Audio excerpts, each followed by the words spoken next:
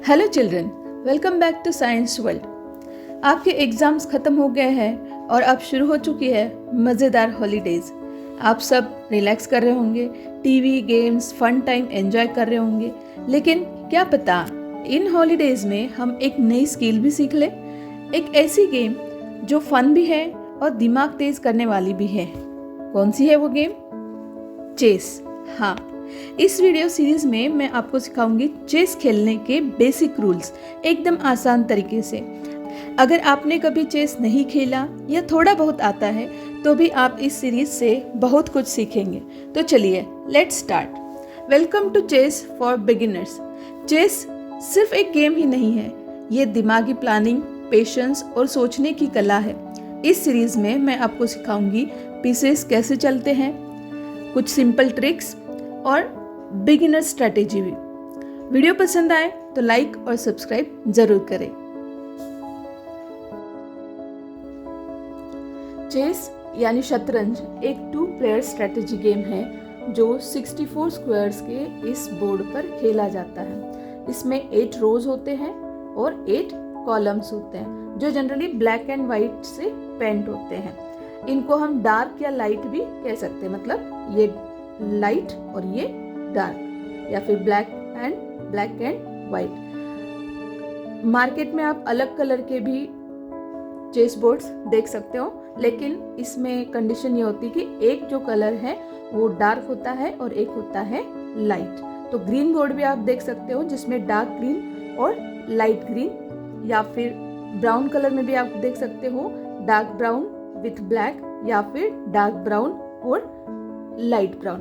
तो अलग अलग कलर्स में आप ये चेस बोर्ड मार्केट में देख सकते हो। अब ये जो पूरा स्क्वायर बोर्ड है इसमें 8 तो हॉरिजॉन्टल लाइंस हैं, ये वाली, जिनको हम कहते हैं रोज। ये 8 रोज हैं और इनको हम नंबर देते हैं 1 2 3 4 5 6 7 8। इसी तरह से 8 कॉलम्स आप देख सकते हो, 1 2 3 4 5 6 7 एंड 8, और इनको हम नाम देते हैं A B C D E F G H, यहाँ से भी से। ठीक है, तो ये हो गए रोज और ये हो गए कॉलम्स। 8 कॉलम्स एंड 8 रोज। इन्हें हम चेस नोटेशंस भी कहते हैं या फिर अल्फा न्यूमेरिक कोऑर्डिनेट्स भी कहते हैं। ये जनरली यूज किए जाते हैं स्क्वायर्स को आइडेंटिफाई करने के लिए। सपोज ये स्क्वायर है तो इसका जो पोजीशन है स्क्वायर बोर्ड पे या चेस बोर्ड पे वो है F7, इसका है G8, इसका है G3। तो इस तरह से हम किसी भी स्क्वायर का जो एड्रेस है वो बता सकते हैं। जैसे हमारे घर का एड्रेस होता है तो हम वहाँ पर घर का नंबर होता है, स्ट्रीट का नंबर होता है, कॉलोनी का नंबर होता है। उसी तरह से जो हमारे पीस चेस बोर्ड पर चलते हैं तो उनका एक एड्रेस होता है। ठीक है, तो दोनों जो प्लेयर्स होते हैं अपनी मूव्स को इसी वे में लिखते भी हैं। जैसे ये जो पॉन है, पीस है, ये E2 से सपोज E4 में मूव किया है। जैसे ये E2 है, ये है E2 और इसने E2 से E4 में मूव किया है। तो प्लेयर्स जब अपने मूव्स को लिखते हैं तो वो इस एड्रेस को यूज करते हैं। अब इस चेस बोर्ड पर जो कॉलम्स है, मैंने आपको अभी बताया था, ये जो कॉलम्स है इनको हम कहते हैं files. They are called files and they are labelled A to H from left to right. हमेशा लेफ्ट से राइट में वो लिखे होते हैं। देन जो रैंक्स होते हैं वो होते हैं ये रोज। तो इन रोज को हम कहते हैं ranks and they are labelled 1 to 8 from bottom to the top. Chess board के बॉटम से टॉप तक ये लिखे जाते हैं 1 से लेकर के 8 तक। तो इन अल्फा न्यूमेरिकल कोऑर्डिनेट से हमें उस स्क्वायर का एड्रेस मिलता है। ठीक है, जैसे column A and row 1, column A and row 1, तो ये हो गया A1, तो इसका एड्रेस है A1। अगर हमने इसको यहाँ रखा तो ये हो जाएगा D7। तो इस तरह से ये सारे जो स्क्वायर्स हैं उनका एक यूनिक एड्रेस है जो हमें अपने मूव्स लिखने के लिए काम आता है। चलिए जानते हैं पीसेस के बारे में। हर प्लेयर के पास 16 पीसेस होते हैं। एक प्लेयर के पास होते हैं वाइट और दूसरे प्लेयर के पास होते हैं ब्लैक। तो 16 प्लस 16 32 पीसेस होते हैं। इनमें सबसे पहले होता है किंग, यानी जिसको हम कहते हैं राजा। ये एक ब्लैक और एक वाइट होता है। देन अपने पास है एक queen.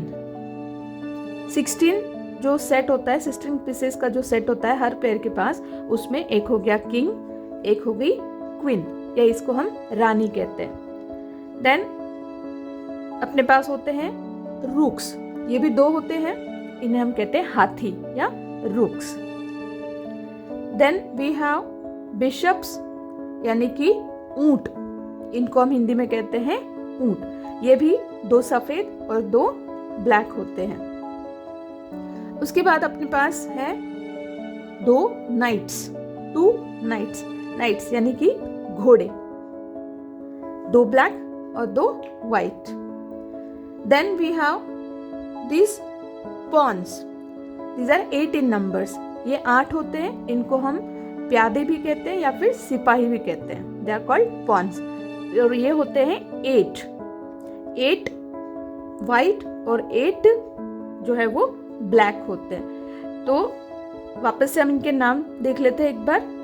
King, then queen, then bishop यानी कि ऊंट, देन रुक यानी कि हाथी, नाइट यानी कि घोड़ा, और ये पॉन यानी कि सिपाही या प्यादा।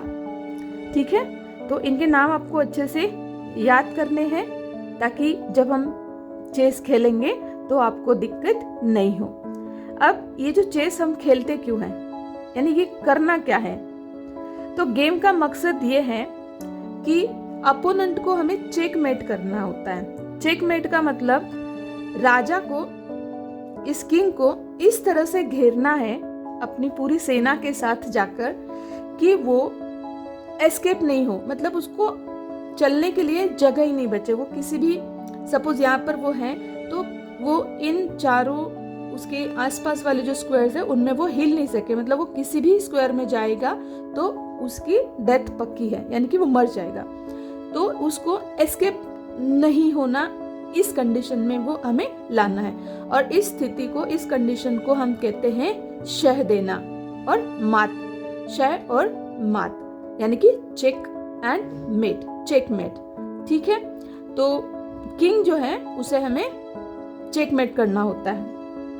तो अब हम देखते हैं कि इनको चेस बोर्ड पर इन पीसेस को अरेंज कैसे करना है। स्टार्टिंग पोजीशन में व्हाइट किंग होता है E1 पर, यानी कि डार्क स्क्वायर।